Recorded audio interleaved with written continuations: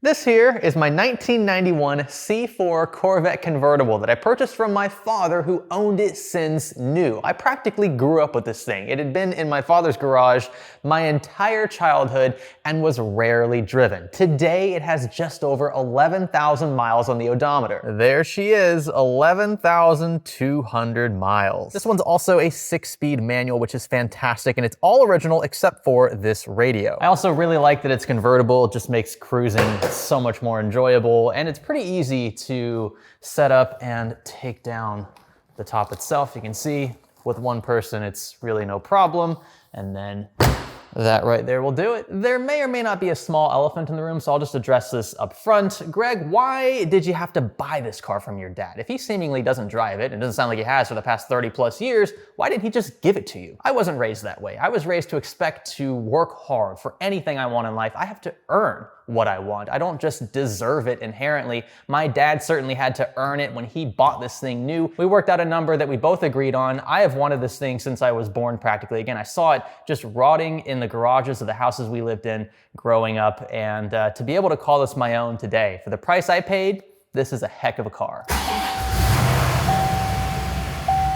But this heck of a car still had its fair share of issues when I bought it. Just because the mileage is low, that doesn't mean it's spared of the typical plagues of the C4. Firstly, the pop-up headlights are pretty cool in this car, but they fail quite a bit. I'll show you how they work here. So I'll flip the switch, and you can see they actually rotate upside down. So they don't just pop up 30 degrees like a Mazda Miata, they actually flip around backwards, and these were defective. So I paid someone else at the time to get these fixed. The radio antenna in the rear, yes, this still had one of those, would get stuck halfway up and made some weird grinding noise. Also paid to have that fixed. But there is one thing I've yet to address in the C4, and that is what I suspect is a defective window regulator. So we have power windows in this car, but the driver's side is dead as a doorknob. It does not make any sound at all. There's no relay, clicking sound, nothing of the sort. I suspect either a dead motor or just a dead assembly. I bought the entire regulator assembly, and that's what we're gonna replace in this video. Or should I say, that's what we'll try to replace in this video. Never done it before, so this could end badly. I hope you'll stay with me.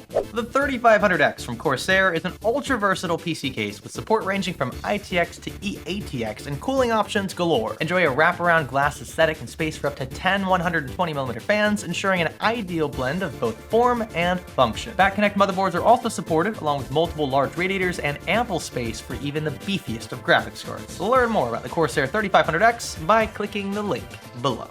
To kick things off, the very first thing we'll want to do is disconnect the battery. I love this hood design where it opens back to front. Just something you don't see too much of anymore. And if you're wondering what a 34-year-old 11,000 mile engine bay looks like, here you have it with the glorious L98, the last year of this version of the V8. It always helps to have tools handy, and we'll need something like a 14mm socket wrench to loosen the negative terminal. Now the car is basically brain dead. We can move to the door panel. And here is where the fun begins. To start, there are several Phillips screws, some expertly hidden to remove from the door card. One was located behind the manual lock slider, which was, as you can imagine, very fun to pry off. And another was stuffed behind the light bar, which also needed to be pried off. Since this car was older, right, it was important that I took my time here so as to not crack any of the plastic. And when it finally came time to remove the door card as a whole, I was careful not to snag any of the wires still attached to the backside for things like power locks and the rear deck lid. This is what it looked like fully removed, and I've got to say, yeah, not sure what I was expecting under here, but it definitely wasn't this. We can see from this angle the small arms that hold the driver's side window in place as it slides up and down. Of course, we'll need to pull these back for better access to the regulator. A few socket turns later, and they were good to go. Next, it was time to remove the door's inner frame, which holds things like the interior door handle, locking mechanism, and other features like that in place. There were several Phillips screws holding it in place, but even after these were out of the picture, it still proved difficult to maneuver. And well, you can see this next shot, it sort of kind of hangs by the door lock. This is actually how the service manual apparently says to do it, so I'm not going to ask any questions, as long as it doesn't break in the process. That's something I do not want to replace or even try tinkering with. Now, I tried removing the window glass from the door by carefully sliding it upward, but Chevy decided it'd be a great idea to seal the one area of the door toward the front that needed to be open in order for the glass to move freely. And so to remove these posts, you need a special tool tool, you have to angle your tool behind the glass, and it's just a big mess. So instead, what I decided to do was rest the glass against a felt cover inside the door. This actually was super convenient. The glass didn't actually need to be removed anyway to replace the regulator. So now it's time for the regulator itself. Think of it kind of like a human arm with an elbow joint in the middle. It sort of raises and lowers the door via a motor toward the bottom and hinges as it goes along. And with a few wiggles and angles, I was actually able to carefully squeeze it out. We are almost halfway there, folks. Well, would you look at that? We've got the door card out. That part was pretty easy, just like maybe 8 or 9 Phillips screws. One of them was in a sneaky location I showed you, but that wasn't too bad. Getting to this, though, was extremely difficult, and I'll show you why. So over here at the door, you can see that the glass is kind of just suspended here. It is a little sketched the way I've got it sitting on this rail inside the door. And that's because this piece right here, which I've seen others online complain about, is just too large to keep on the window and at the same time pull out. Because it just protrudes too far. Now, some Corvettes supposedly have gaps where you can slide that little nub there, little stub out without issue. But you can see this car does not have any of those cutouts. They're all closed in. So I couldn't take the window out as is, and the only way to remove this is to take a couple of, you have to have a special tool that grips it from behind. There's a couple holes there that keeps the backside from spinning so that this actually threads out.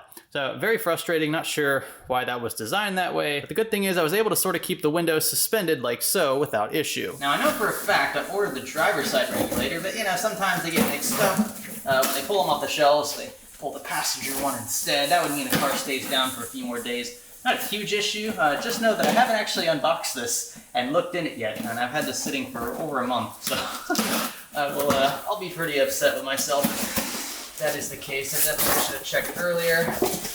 We'll pull this one out and we'll see if it is indeed an exact match. And good news, that does appear to be the case. Now they do look slightly different the way they are now, because this one, you can tell the window would normally be positioned a bit higher. The way that this is, that arm, that kind of running horizontal here, moves up and down. And that's basically what opens and closes the window. But on this one, I kind of forced the window all the way down when I knew the regulator was bad. And so it's just been sitting in the lowest position possible. So we can get this one in the door, and hopefully it'll just be plug and play. Again, these look to be identical. I think it's the exact same part number purchased on eBay. I'm not sure if these are like rebuilt or not, but these have really good reviews. And yeah, I mean, at least I'll have a working window again. Not really concerned about like OEM and stuff, because at the end of the day, I don't think a window regulator is going to change the value of this car all that much. And it's a C4, so it's already like super cheap anyway. I'm back at it then, and you can see just how tight a fit this is, especially in the position it came to ship. I didn't want to risk like manually prying this up or down, especially without connecting it to power, but it did manage to work its way into that inner frame, where it can then be mounted via 4 bolts, 2 up top and 2 down below. Next, I repositioned the window and mounted it to the arm in much the same way the previous one was, though I expected to have to move this one around a little bit more in order to get the height correct, right, for weather sealing against the A-pillar and the convertible top, and that was something I did not want to damage given the shape it was in. Then it was a matter of simply connecting the power cable from the door harness to the motor and giving it a try. I wanted to test this before reassembling everything else, because if this didn't work, well, what's the point of going any further? With the battery connected in the ignition and accessory mode, I flipped the window switch and it actually works. Now, my reaction here probably isn't expected, and that's because the switch, well, it was backwards. Up moved the window down, and down moved the window up, but this was an easy fix, at least on paper. We could simply swap polarity on the motor side and things should work as normal, and that's exactly what happened. I didn't film that, but that was something that I did want to note here. I was still fiddling with window height. This took admittedly way longer than it should have. Thankfully, there are small cutouts in the inner door frame that make loosening and adjusting the window fairly easy and without the need to take everything apart again. You can see I had a bit of resistance against the A-pillar with the window in essentially the same spot as before disassembly, which really didn't make a ton of sense at the time, but I didn't have the door card installed yet, and this managed to actually apply a ton more pressure to the window, help kind of line things up. In truth, I again spent like 2 hours messing with this before realizing it, and I just didn't want to risk slamming the door shut and the glass shattering, because that's probably not an easy part to get a hold of anymore. but now I know. And by the way, another cool trick I stumbled upon was using a large level to verify the heights of both the passenger and driver windows simultaneously, right, in relation to each other. So most of the work I was doing obviously was on the driver's side, but making sure that the heights were aligned and assuming that the convertible top was flat actually did smooth the process just a little bit. It's not an end-all be-all solution, just something else I wanted to mention. And when I was satisfied with it all, I jumped straight into reinstalling the door card and all of the cables that went along with it, power mirrors, things like that, essentially undoing what we already did in the previous steps. It sort of hangs from the top, the door card itself, and then it's just a matter of aligning and tightening everything back down with mainly Phillips screws. All in all, this part took only about 5 to 10 minutes, since by this point again, I pretty much knew what I was doing. We don't want to forget our door lock cover either. That's just simply pressed in, and whew, that I think just about does it. The sprinklers have kicked on. It's like 3 a.m. I'm looking at my wrist and there's no watch on it. That's how exhausted I am. This took longer than I expected, but it was my first time ever touching something like this. If I had to do this again, or maybe mess with the passenger side, I imagine I could probably do this in at least half the time. The most time-consuming part of this entire project was getting the window level, the way that it needed to be, making sure the height up front and back were correct so that we weren't crushing it against the windshield here, and so that, you know, we didn't have issues with fitment when the top is up. You know, one good thing about cars is that we always have 2 windows, so we can reference the passenger side whenever we have issues, make sure that the height here is correct, make sure that the height further back is correct. Having a big level like I used really came in handy there to make sure everything was flush. Also want to make sure that when we go about closing the door, that we don't have too much pressure, especially down here toward the front. This was the most challenging part of the driver's side, and you can see here just how seamless the door closes on this side. So these 2 holes here are mounting points for the regulator at the base of the door. You actually screw this in from underneath the door itself, and they were slightly different on the aftermarket regulator. I had to actually bend those to more or less match what we have here, and that could also, you know, just tiny little variations in the angles and whatnot can affect how the window sits in the door. So very finicky stuff there, but again, at least I have a window that well, you know, works. I suppose I should put my money where my mouth is. I've got a bunch of tools still in here, but I'm going to start the car up now, and I'll give it a shot. I haven't actually tried using the window on this side yet with the door card in place. I'm not sure how that's gonna affect things either. Again, this is all kind of foreign to me, so let's give it a shot. Here we go.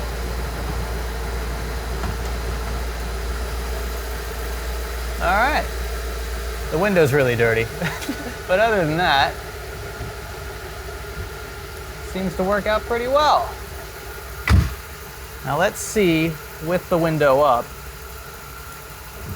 let's see how we fare. All right. Now it does butt up right against this front pillar here, the A pillar. Is it an A pillar if it's a convertible? I'm not sure, but it does butt up right against that, which is good for keeping water out, of course, but you don't want that too tight, and that's the issue I was having when it came to fitment. The other thing, let's see if I can show you here, with the door open, when I go about closing the door, oh, you know what? That closes a lot better with the door card in place. I'm impressed. Not bad. So having the door card, I think, puts more pressure on the window, forces it more outward, which alleviates some of that stress on the pillar. So that's nice.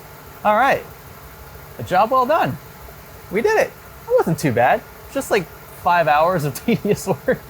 This should have been probably more like 2, but it was my first time. You also want to make sure that you have your battery reconnected. Of course, we did, and I actually had it connected while I was reassembling the door because I had to move the window up and down several times to make sure that, well, it fit just like that one. Now, if we take a second look at the older regulator, you can see that we got a lot of grease in a lot of places. Not sure if this was lubed up from the factory or not, but it's 30 plus years old, so I wouldn't be surprised if some of this is leaking. The motor is what I suspect is bad. The leads on top look to be okay, nothing too corroded. Again, this car sat in a garage for its entire life, so it wasn't really exposed to the elements per se. It was in a fairly temperature-controlled environment, but other than that, I mean, there's not much else here that I can see that would be worth saving. This entire assembly, secondhand, or should I say aftermarket, cost about $200. $200. So rather than just purchase the DC motor for about 50 to 100, I'd rather just buy an entirely new assembly, totally lubed up again, that should hopefully last me for several years. But anyway, I think the next thing this car needs is a proper bath. She is certainly not camera worthy as it stands, but I do appreciate all of you coming along for the ride. I know this isn't a PC,